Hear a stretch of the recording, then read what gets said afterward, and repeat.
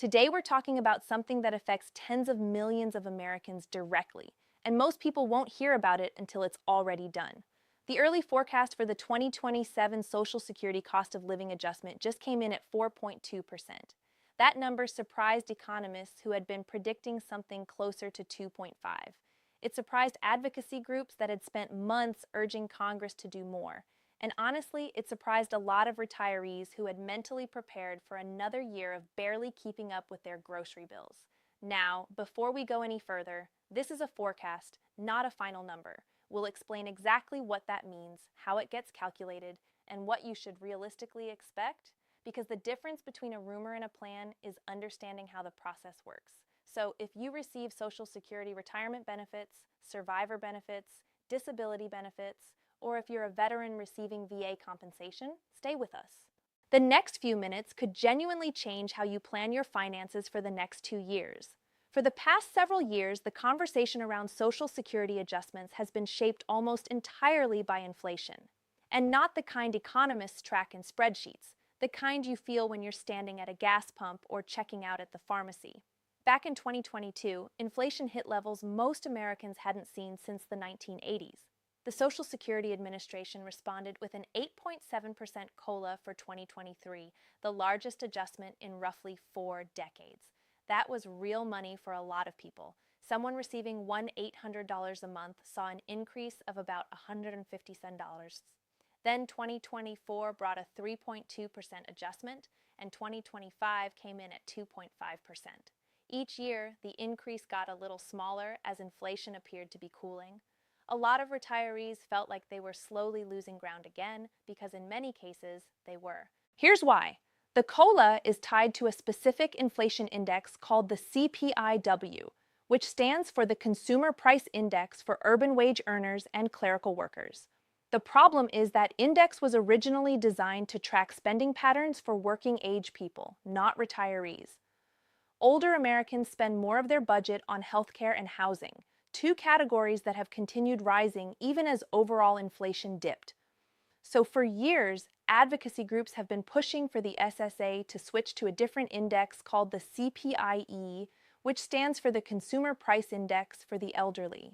Studies show it would generally result in slightly higher adjustments, more accurately reflecting what older people actually spend money on. That debate is still ongoing in Congress, but it matters for understanding why a 4.2% forecast is turning heads right now. So why 4.2%? What changed?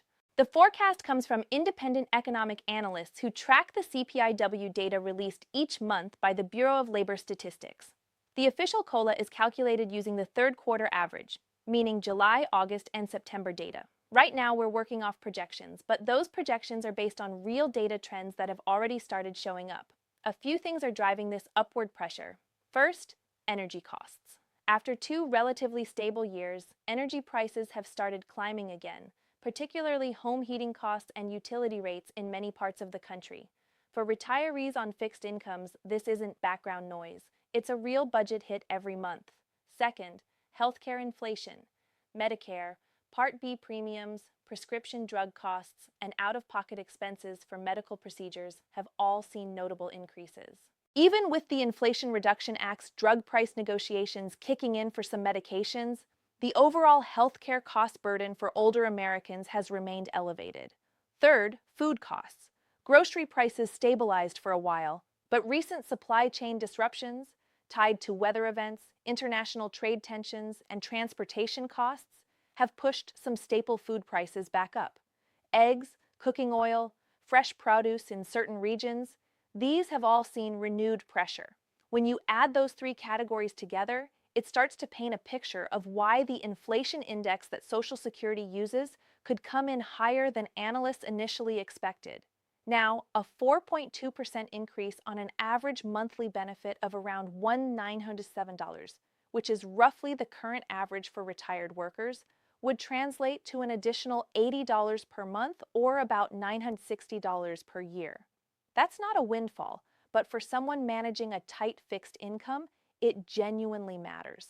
Veterans receiving VA disability compensation also receive annual cost of living adjustments, and those increases are tied to the same COLA percentage that applies to Social Security. So a 4.2% adjustment would apply there too. The current monthly compensation for a veteran rated at 100% disability is approximately $3,737. A 4.2% increase on that amount adds up to roughly $157 more per month, or about $1,184 annually.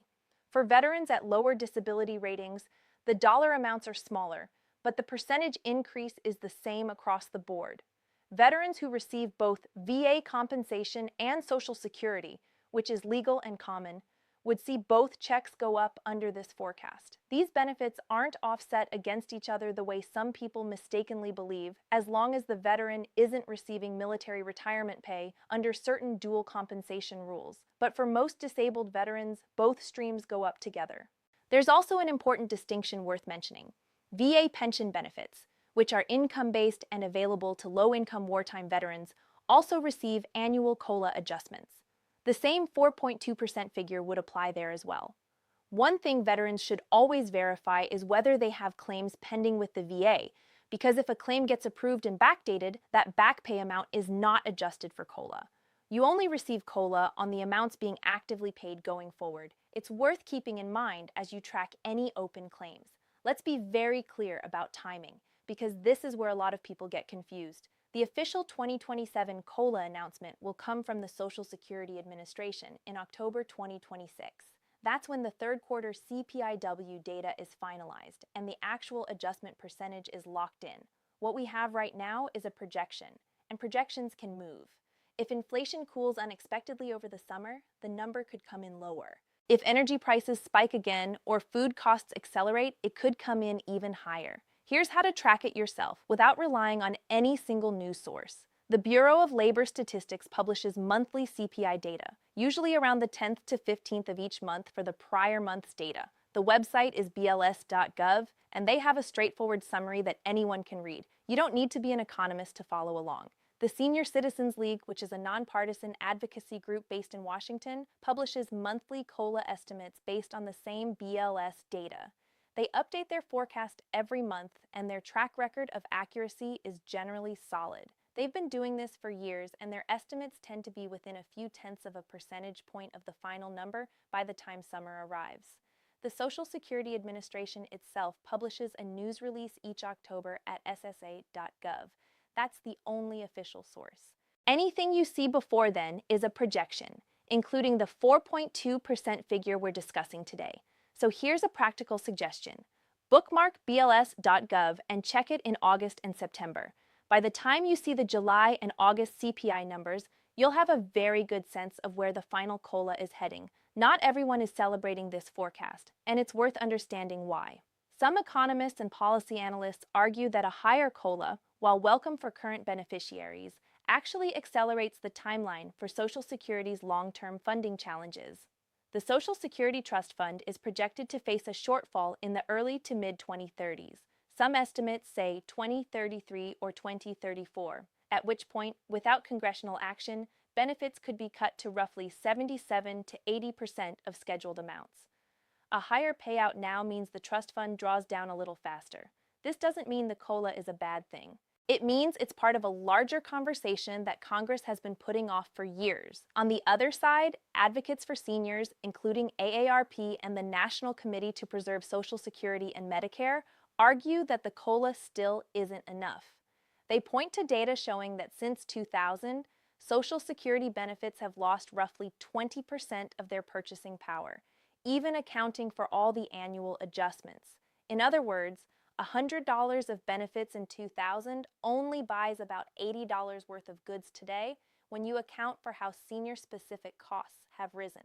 That's the argument behind switching to the CPIE, and it has bipartisan support in concept, though getting it through Congress is another matter entirely. For veterans, there's an additional layer. Many advocates argue that the VA disability rate schedule hasn't kept up with actual medical and quality of life costs either, particularly for veterans managing chronic conditions related to their service. Whether the final number comes in at 4.2%, 3.8%, or 4.6%, there are things you can and should be doing right now, regardless of what the forecast says. Review your Medicare coverage.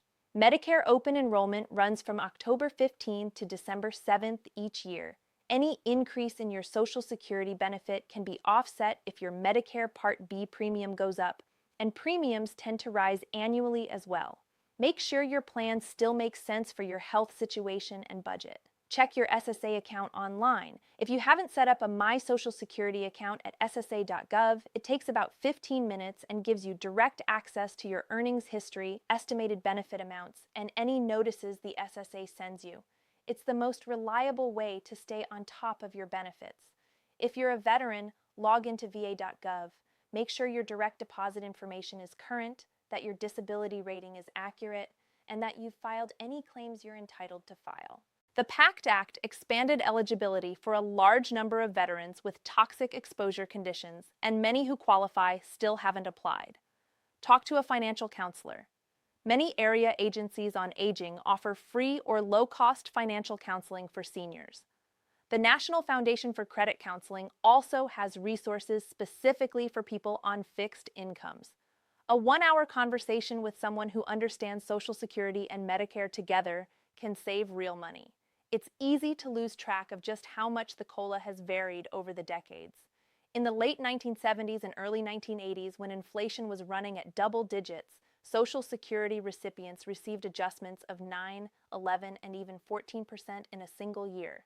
That sounds great on paper until you realize that grocery prices and heating bills were rising just as fast, sometimes faster. The 2000s brought a stretch of very low adjustments. There were 3 years, 2010, 2011, and 2016, where the official COLA was 0%. Zero. The inflation index technically showed no increase, so beneficiaries got nothing. Meanwhile, actual healthcare and housing costs for seniors kept climbing. The lesson from that history is simple. The COLA is a backward-looking tool. It reflects what inflation did, not what it will do, and it's tied to an index that doesn't perfectly match senior spending patterns. A 4.2% adjustment is genuinely good news compared to the last few years, but it's also part of a system that has structural limitations worth understanding. Any discussion of Social Security in 2025 and 2026 has to acknowledge the political climate. Social Security has long been called the third rail of American politics. Touch it and you lose. Both parties have historically avoided meaningful reform because the beneficiary population votes in large numbers and pays close attention. But the clock is ticking. The Congressional Budget Office, the Social Security trustees, and independent actuaries are all pointing to the same window, roughly the early 2030s, as the point where the trust fund situation becomes impossible to ignore. At that point, Congress will either need to raise payroll taxes, reduce benefits, raise the retirement age, or some combination of all three.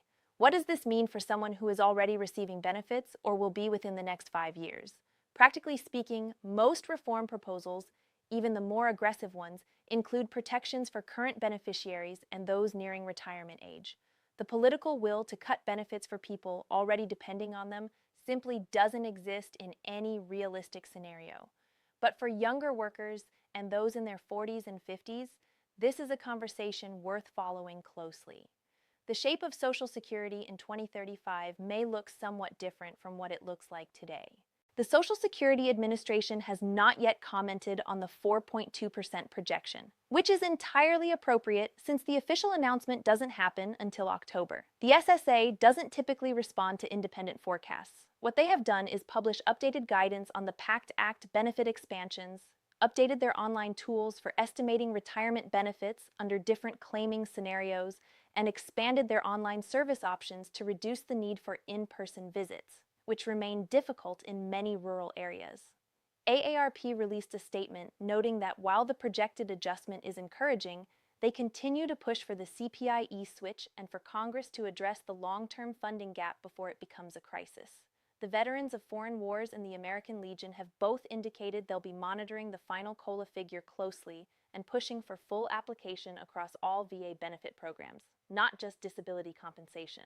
In conversations with older Americans across the country, the reaction to the 4.2% forecast is something between relief and pragmatism. "I'll believe it when I see it" is a common sentiment, because plenty of projections have come in lower than expected by the time October rolls around. Others are more hopeful. A retired teacher in Ohio said the difference between a 2.5% and a 4.2% increase is the difference between cutting one prescription and being able to keep all of them. That's not an abstraction, that's a real medical decision. A Vietnam veteran in Texas said he appreciates that both his Social Security and his VA compensation move together. At least the math is simple, he said. Whatever the percentage is, I know both checks go up. Between now and October, 3 data points will tell you almost everything you need to know about where the final COLA is heading.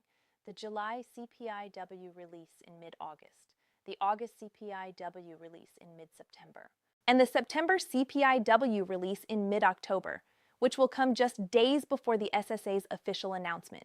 If those 3 months show continued elevation in energy, healthcare, and food costs, the 4.2% projection will hold or even move higher. If inflation cools, if gas prices drop and grocery prices stabilize, the final number may come in closer to 3.5 or 3.6%. Watch the Senior Citizens League website monthly. Subscribe to SSA email updates at ssa.gov, and if you haven't already, set up Google Alerts for Social Security COLA 2027. You'll get notified anytime a major outlet publishes an update. Analysts tracking Social Security policy are watching a few different scenarios play out simultaneously. One is that Congress does nothing until the trust fund issue forces their hand, at which point the adjustment to the program will be larger and more disruptive than it needs to be. Another is that a modest reform package, including a gradual payroll tax increase and small benefit adjustments for higher earners, gets through during the next major budget cycle. A third possibility, and the one that advocacy groups are pushing hardest for, is a transition to the CPIE for COLA calculations, which would cost the trust fund more in the short term, but would be significantly more fair to current and near-term retirees. What isn't a realistic scenario is a sudden, dramatic cut to Social Security benefits for current recipients. No serious legislative proposal currently on the table would do that, and the political consequences of attempting it would be severe. What we're really watching here is a test of whether American retirement policy keeps pace with American retirement reality. People are living longer. Healthcare costs keep rising. The share of retirees who have traditional pension income has dropped significantly over the past 30 years. Social Security was never designed to be someone's only income, but for roughly 40% of retirees, it represents 90% or more of what they live on. A 4.2% COLA doesn't solve that structural challenge, but it helps, and understanding how it helps and what its limitations are puts you in a better position to plan. As of the most recent data available, the monthly CPIW figures have shown consistent upward pressure in the categories that matter most to retirees, confirming that the 4.2% projection is not a fluke. The Senior Citizens League's most recent monthly update placed their estimate at 4.1%, just a tenth of a point below the figure we've been discussing, well within the normal margin of variation at this stage in the year. The VA has also confirmed that its annual COLA process runs in parallel with Social Security, and that any adjustment approved for SSA recipients will automatically carry over to VA disability and pension rates. No separate application needed. For survivors receiving Social Security benefits based on a deceased spouse's record, the same COLA applies. You don't need to do anything differently to receive the increase. It will appear automatically in your January 2027 benefit payment if the number is confirmed in October. As we move through the summer and into fall, more information will come in, the data will sharpen, and by October we'll have a definitive answer. But here's the honest takeaway from today. A 4.2% adjustment, if it holds, is meaningful. It's real money for real people managing real expenses. It reflects the fact that inflation, while cooling in some areas, is still touching the parts of the budget that matter most to older Americans. It doesn't fix every problem. It doesn't address the long-term funding gap, and it still uses an index that many experts believe understates senior-specific costs. But it's better than 2.5, and for millions of people, better matters. What happens next depends on inflation data we haven't seen yet, and on a Congress that will eventually have to make some difficult decisions about the program's future. Both of those things are worth watching, and here's what we know for certain tonight. For the first time in a few years, the early numbers are pointing up rather than sideways. The Social Security Administration will make it official in October. veterans will see the same adjustment reflected in their VA benefits. The system isn't perfect. The policy debates around it are real and ongoing. But for the tens of millions of Americans who depend on these programs, who earn these benefits over a lifetime of work, this number matters. We'll keep tracking the monthly CPI data as it comes in, and we'll update you the moment the official announcement drops in October. If you found this helpful, share it with a family member or friend who receives Social Security or VA benefits. A lot of people don't hear about these changes until after the fact, and they deserve to plan ahead. Thanks for watching. We'll see you next time.